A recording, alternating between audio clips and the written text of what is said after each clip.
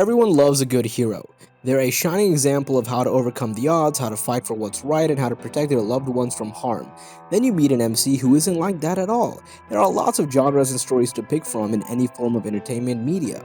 However, not many stories do a great job of keeping their audience on the edge of their seat, engaging in the story and characters, and maintaining high production values in every aspect, such as originality, art direction, music, and more. This list is going to reflect both my views as well as my feedback from fans of the manga, and we're going to take a look at top 10 manhwas with a very dangerous MC.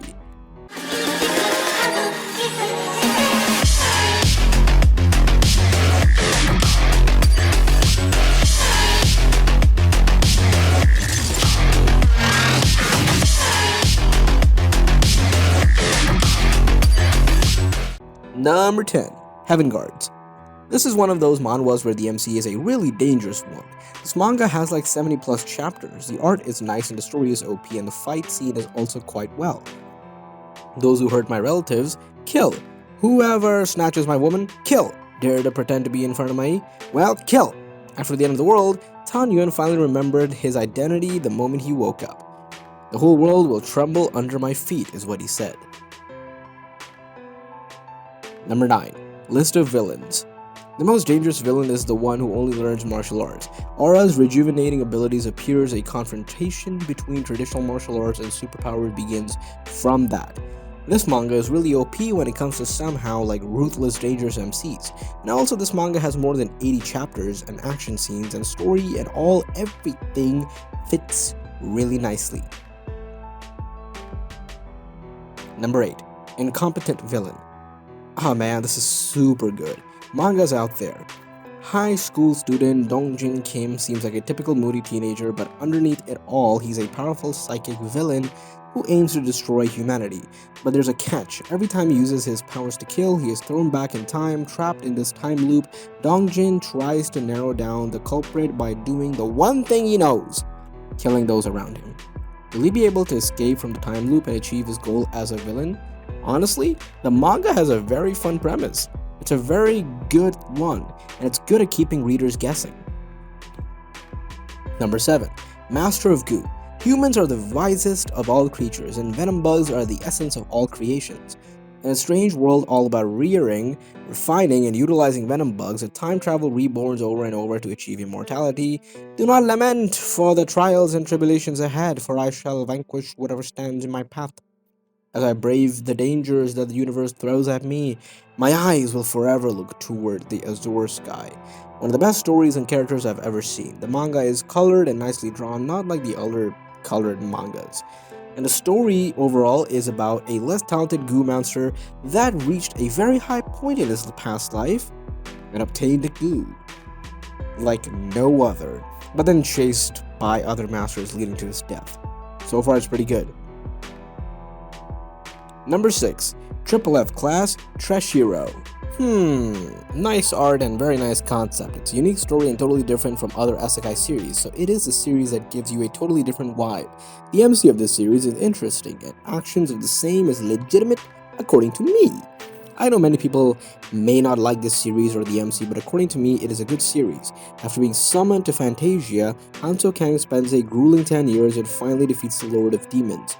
He is happy and assumes he'll be returning to his own world when unexpectedly, the god of the world gives him a report card. The main character is lovably despicable, and while the art is a bit simplistic, you can overlook it easily for all the great plot twists and turns that leave you cursing and laughing, commiserating with the hero of the manga. This is a manga you'll either love or hate, but I recommend it anyway. Number 5. Neon Revenge. No one would have ever guessed that nerdy-looking Seong Bin Cha is actually Neon Mask, the internet hero popular for punishing violent, bullying teens on YouTube. He won't rest until he eradicates every last delinquent in the country. Can he stomp them? I mean, at all?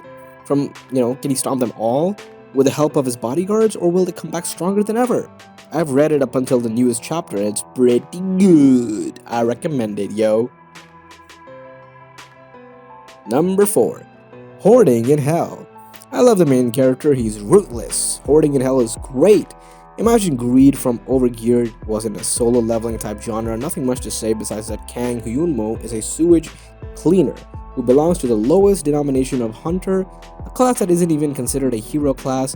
He spends his days cleaning in a hazmat suit so he wouldn't become infected and stuff by the manga that resides in the sewage. However, after his father died, he receives a dungeon return stone. He suddenly finds himself in the future with words, difficulty, hell, in front of him. Slowly, he sees the evolved monsters and dies over and over again, but the system assisting him, and he survives each time. Number 3. Hiro Has Returned. It really reminded me of Rooftop's Swordmaster, but I would say that this one seems a lot more original. I liked it a lot, and the MC is pretty good. He chose to be a villain, and he was the hero in the other world. After saving one world, warrior Minsu Kim returns to Earth only to find that he's lost everything. So he decides to destroy the world he used to call home.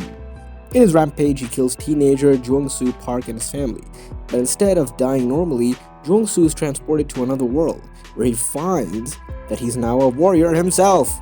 After killing the demon king of his alternate world and honing his skills as a warrior, Jung-soo returns to Earth. Yeah, he did. Number 2. The Legend of the Northern Blade. For decades, the brave warriors of the Northern Heavenly Sect fought to keep the world safe from the evil Silent Knight. But when the 4th generation leader is accused of colluding with the enemy, he is forced to disband the sect and commit suicide to protect his son, Moon. With no family and allies left, Moon leads a dreary life under close surveillance until a surprise attack from the Silent Knight gives him a chance to escape to the mountains. There, the warrior trains to master the fighting techniques of his predecessors before the mysterious disappearance of a loved one brings him back to the mainland. Follow Moon as he embarks on a journey to avenge his father's death and take down the villains who threaten to plunge the world into darkness. Number 1. Return of the Disaster Class Hero. To be honest, when I started reading it, I expect another common story of the OP hero who has come back to get his revenge, and it started like that. But I kinda liked it.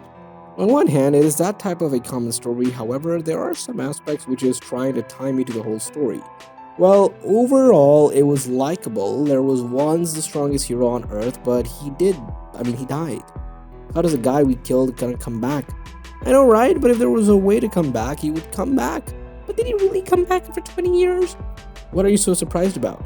Why did you do something to feel so guilty about? You bastards. I won't let you get away with it. The art is good. At least I liked it. That's all for today. I hope you all enjoyed the video, and if you did, then give this video a like and share it with your friends and your family, and also subscribe for more Top 10. Stay safe and take care. Say it with me in the comments. My name is Zira Khan, and I'm the voice of the voiceless. See you next time.